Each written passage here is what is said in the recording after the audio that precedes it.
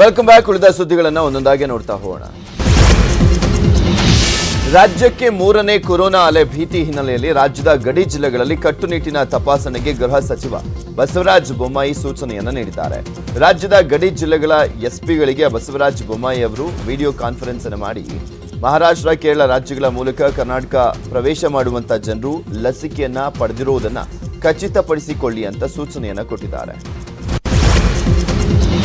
ರಾಜ್ಯದಲ್ಲಿ ಇನ್ನೊಂದು delta plus ಸೋಂಕು ಪತ್ತೆ ಆಗಿದೆ. ಈ ಮೂಲಕ ರಾಜ್ಯದಲ್ಲಿ ಡೆಲ್ಟಾ ಪ್ಲಸ್ ಸೋಂಕಿತರ ಸಂಖ್ಯೆ 3ಕ್ಕೆ ಏರಿಕೆಯಾಗಿದೆ.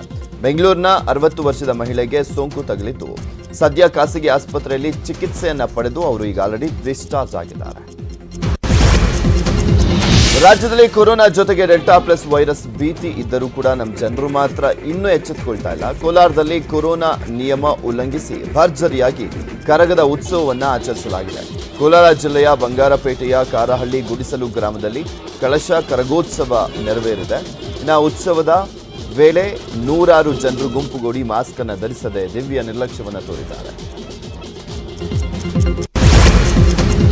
ರಾಜ್ಯದಲ್ಲಿ ನಿನ್ನೆ 1386 ಕೊರೋನಾ ಕೇಸ್ಗಳು ದಾಖಲಾಗಿದೆ. ನಿನ್ನೆ 61 ಜನ ಕೊರೋನಾದಿಂದ ಸಾವನ್ನಪ್ಪಿದ್ದಾರೆ. 3204 ಮಂದಿ ಗುಣಮುಖರಾಗಿ ಡಿಸ್ಚಾರ್ಜ್ ಆಗಿದ್ದಾರೆ. ಬೆಂಗಳೂರಿನಲ್ಲಿ 319 ಕೇಸ್ ಪತ್ತೆಯಾಗಿದೆ. 9 ಮಂದಿ ಬೆಂಗಳೂರಿನಲ್ಲಿ ಸಾವನ್ನ ಕಂಡಿರುವಂಥದ್ದು.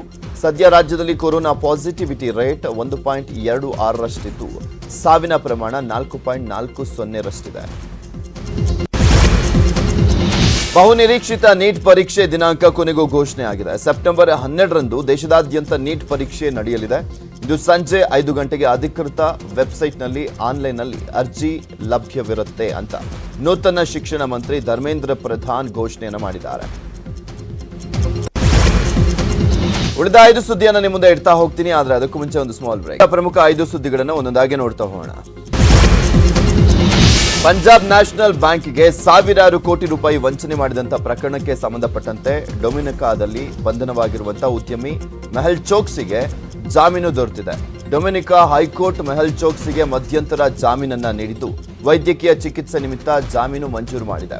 ಮೂಲಕ ಚೋಕ್ಸಿಗೆ ಚಿಕಿತ್ಸೆ ಪಡೆಯಲಿಕ್ಕೆ ಆಂಟಿಗುವಾಗೆ ಪ್ರಯಾಣ ಮಾಡಬಹುದು ಅಂತಲೂ ಕೂಡ ತಿಳಿಸಿದೆ.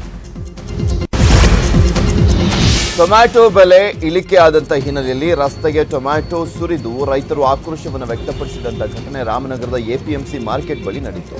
ಬೆಂಗಳೂರು ಮೈಸೂರು ರಾಷ್ಟ್ರೀಯ ಹೆದ್ದಾರಿಯಲ್ಲಿ ಟೊಮ್ಯಾಟೊ ಸುರಿದು ರೈತರು ಸರ್ಕಾರದ ವಿರುದ್ಧ ಆಕ್ರೋಶವನ್ನು ವ್ಯಕ್ತಪಡಿಸಿದರು.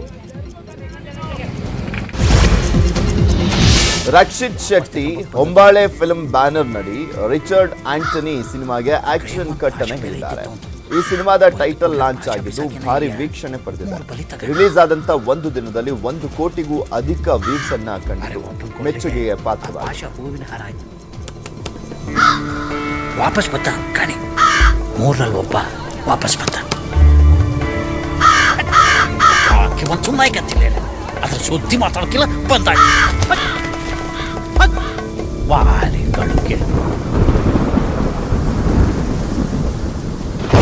ಯಾರು ಬೇಕಾದ್ರೆ ಬರಲಿ, ಇವನೊಬ್ಬ ಬೇಡ ಮಾರ.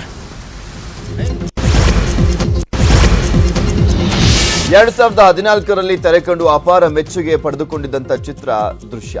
ಈಗ ಇದೇ ಚಿತ್ರದ ಮುಂದುವರೆದ ಭಾಗ ದೃಶ್ಯ 2 ಎಂಬ ಹೆಸರಿನಿಂದ ನಿರ್ಮಾಣವಾಗ್ತಾ ಇದೆ. ದೃಶ್ಯ 2 ಮಲಯಾಳಂನಲ್ಲಿ ಬಿಡುಗಡೆಯಾಗಿ ಯಶಸ್ವಿಯಾಗಿದೆ. ಈಗ ನಿರ್ದೇಶಕ ಪಿ ವಾಸು ಸಾರಥ್ಯದಲ್ಲಿ ಕನ್ನಡದಲ್ಲೂ ಕೂಡ ಚಿತ್ರೀಕರಣ ಆರಂಭವಾಗಿದೆ. ಕ್ರೇಜಿ ಸ್ಟಾರ್ ರವಿಚಂದ್ರನ್ ಈ ಚಿತ್ರದ ನಾಯಕರಾಗಿ ನಟಿಸ್ತಾ ಇದ್ದಾರೆ. ಇವೆಷ್ಟು ಈ ಕ್ಷಣದವರೆಗಿನ 30 ನಿಮಿಷ 30 ಸುದ್ದಿ. ನ್ಯೂಸ್ ಮುಗಿತು, ನಾನು ಕೂಡ ಸ್ಟುಡಿಯೋಯಿಂದ ಹೊರಗಡೆ ಹೋಗ್ತಾ ಇದ್ದೀನಿ. ಸೊ ಹೀಗಾಗಿ ಈ ಮಾಸ್ಕ್ ಅನ್ನು ಧರಿಸ್ತಾ ಇದ್ದೀನಿ. ನೀವು ಕೂಡ ಅಷ್ಟೇ, ಪ್ರತಿಯೊಬ್ಬರು ಮನೆಯಿಂದ ಹೊರಗಡೆ ಬಂದಂತಹ ಸಂದರ್ಭದಲ್ಲಿ ಸರಿಯಾಗಿ ಮಾಸ್ಕ್ ಅನ್ನು ಧರಿಸಿ ಸೋಷಿಯಲ್ ಡಿಸ್ಟೆನ್ಸ್ ಅನ್ನು ಮೇಂಟೈನ್ ಮಾಡಿ ಸ್ವಚ್ಛತೆಯನ್ನ ಕಾಪಾಡಿಕೊಳ್ಳಿ. ನೋಡ್ತಾರೆ ನ್ಯೂಸ್ 18 ಕನ್ನಡ, ಜಾಲ ನಮ್ಮದು, ಬಲ ನಿಮ್ಮದು.